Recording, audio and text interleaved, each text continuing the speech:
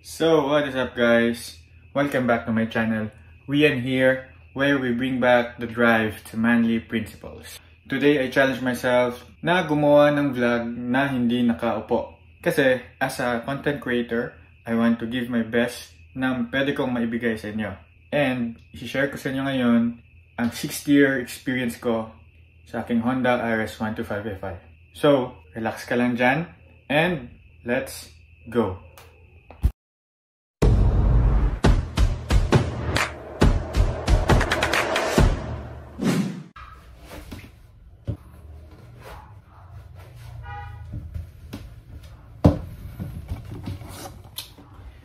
So, kakatapos nga lang natin magsapatos and then, we are now going to wear our helmet. And by the way, full face yung gagamitin ko because we're gonna make a little vlog then. So, ayun nga guys, now we're here na sa baba. And papunta na tayo sa exciting part. Joke lang. Papunta na tayo sa kaibigan natin kasi may binili tayo sa kanya. And you know, we're a little bit late kasi nga nag-vlog tayo tapos nandun na pala siya. So, dito yung Gixxer natin, hindi yung RS. So, let's move it a little. Bigat. Ganda mo naman. Alright.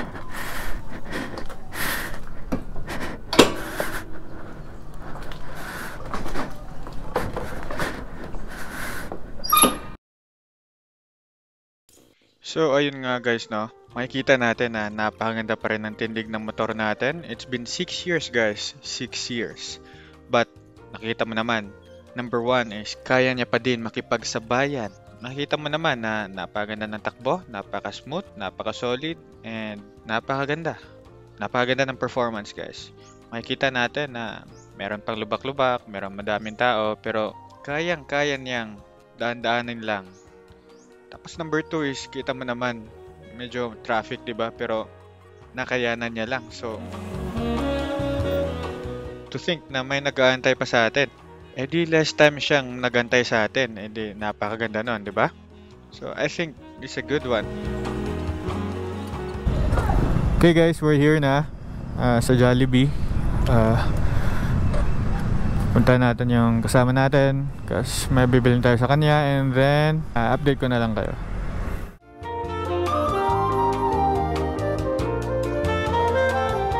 So while nag-snacks muna ako is tinutono muna ng kaibigan ko yung gitara na aking bibilin. And by the way, that's Hermel. You can watch more of his videos sa kanyang YouTube channel. Wah!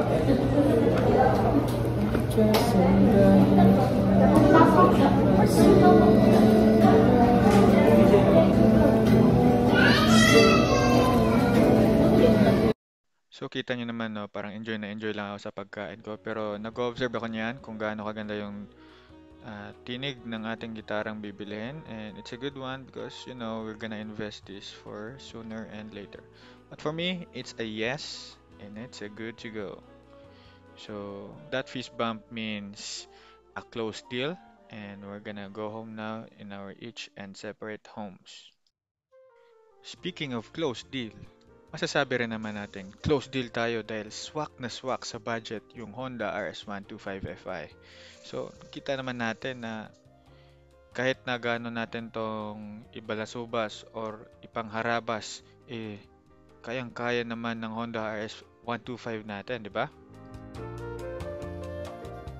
With a price of 72,900 pesos as of 2024, masasabi mo talagang napakaswak nito sa ating day-to-day lives. So, what is up guys? So, ayun nga kakarating lang natin. Galing tayo kay Brother Hermel. And, kapagod. Ganito pala mag-vlog. So, kakarating lang natin, binili natin yung guitar niya. Ayun, napaganda because for like 5 to almost 10 years yata, I've been playing drums. So, ayun, I think this is a new journey para sa akin, para mag-explore sa ano yung mga capabilities natin, na mga kaya pa pala natin to, and it's like gaya lang din sa pagbablog.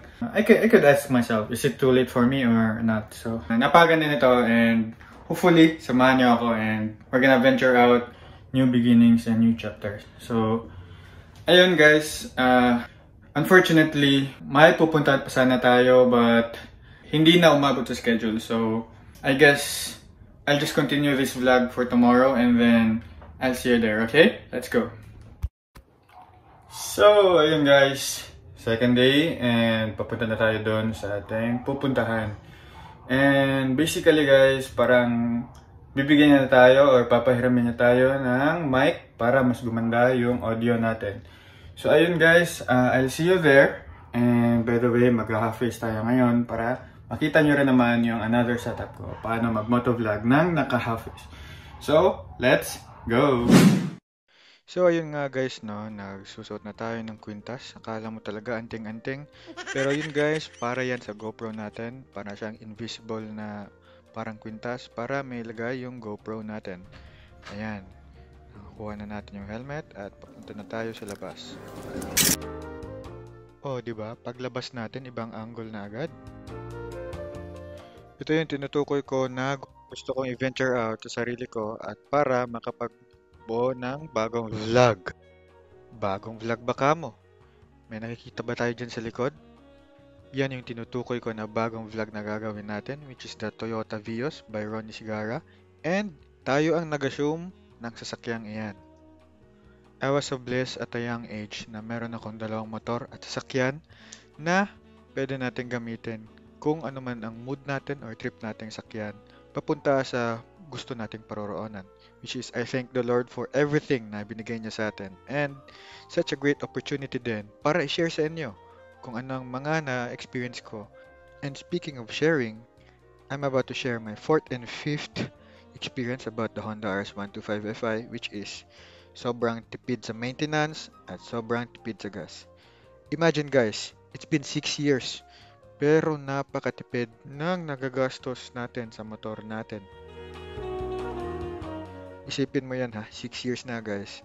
Napakasulit, napakaswak sa ating mga everyday consumers at mga riders na katulad natin na gustong-gusto sanang bumiyahe sa malayo, pero medyo nag-aalanganin kasi medyo mahal talaga yung pag-jeep at pagbabas. Paano pa kaya if nag-taxi tayo or nag-angkas or nag-grab? If imagine natin kung ipinagas na lang sana natin yun, di ba? And last but not the least, my 6th experience with this motorcycle is that nasusulitan talaga ako sa motor na ito.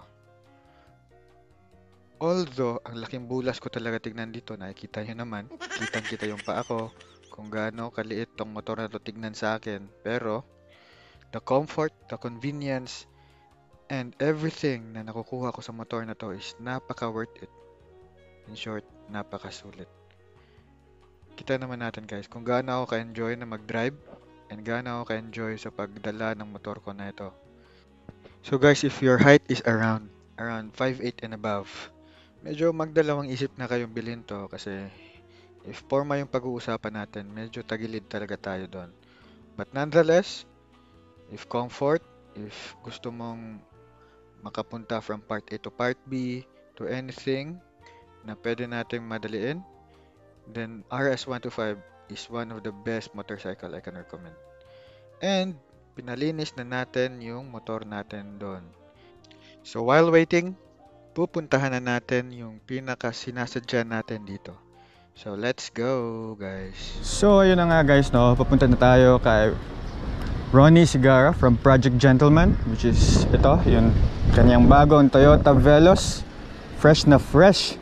So hello there, Sir Ronnie. Yo, what's up man? What's up? Kumusta tayo dyan? Sobrang okay. So far so good. Yep. May niluluto lagi para sa ating mga viewers. Wow, napakaganda naman yan. Parang ma-excite talaga yung mga tagapakinig natin dyan ah. Yes, kailangan natin yan palaging kahit kabisado na nating kilitiin. Kailangan hindi natin tinitipid pa rin. Yep, Laging napakaganda talaga nun. So ayun nga guys, no, Sir Ronnie is one of the rising content creators natin dito sa Pilipinas. So Wow. ibang klase to. If you can visit his channel, napakaganda kasi if you're looking for your first or your next car, so napakaganda kasi napaka-honest ng review niya. Wala siyang binibigay na bias, wala siyang binibigay ng mga parang palamuti lang para makhuli ang yung kiliti. But he's here para masabi sa'yo to have your best experience car na sulit sa'yo ang pinaghirapan. Wow, oo naman. So yeah, thank you so much, bro. Thank you so much, bro Rian Sigara channel, and thank you as well for all the viewers, all the supporters natin. And yeah, just know that we really are doing our best to give you quality content Wow naman. every now and then. So speaking of creating quality content for you guys, I believe, bro, this can really help you. Wow This naman. piece of equipment can help you. So Wow. sana makatulong yan. Wow. That's something that that was really useful as well for Yep. me. Nagamit ko talaga yan on a lot of my car reviews, and Yep. that microphone is really quality and portable pa. Yep. Napaka-convenient That's para true. sa ating mga creators. Shoot Yep. and go. Yep. So, mahatid na natin kagad. Napakaganda nito is naalala ko pa nung meron tayong ginawa dati sa Vius car review. So may ilalagay ko yung video dito where he uses this, tapos ako pa yung cameraman niya. I was the human tripod. So napakaganda kasi in the very early days siya pa yung nag-start ng YouTube. So he inspired me to do one as well. So ayun, it's a good reminder of where we started to where we are right now. So Sir Ronnie, Good. thank you so much sa Thank you. pagpapahiram nito. Napaganda kasi binigyan mo talaga to ng time. Na-reschedule pa tayo, but napaganda because you made time for the things that are important to you. So I am privileged na binigyan mo ako ng time na ganito. Sure, no problem, no problem. Malakas ka sa akin, malakas ka sa akin. So, see you on any of our videos. So di na natin patatagalin to. Ganito kasi may linuluto pa yata talaga siya. So mauna na ako, Sir Ronnie. Keep going and we'll get there. Alright, manatiling kalmado guys. And yeah, definitely we'll get there. Alright, let's go. So ayun nga guys, no, natapos din natin yung parang kailangan nating kunin from Ronnie Sigara, which is my brother guys. And right after like 30 minutes, na tapos na rin magpalinis sa motor, umuwi na rin din ako. And gusto ko lang din magpasalamat sa inyo guys if natapos nyo hanggang dito yung video natin, which is I really thank you guys kasi baka nag-enjoy kayo. If you find this video helpful and meaningful, please do something for me. I want you to subscribe on my channel and like this video and comment down below anything that could help anyone sa pagbigay natin ng any suggestions sa mga naka-RS or any motor tips na pwede nating mailapag, which is something valuable para sa mga commenters and readers natin dyan. Again guys, thank you so much. Kahit ano man mga pinagdadaanan natin, kahit ano man yung mga pwede nating daanin sa buhay, lagi nating tatandaan, hanggat may pangarap, hanggat meron tayong gustong patutunguhan, we will eventually get there. Alright? So, see you in my next video. Tamang hustle hard lang and ride safe. Bye.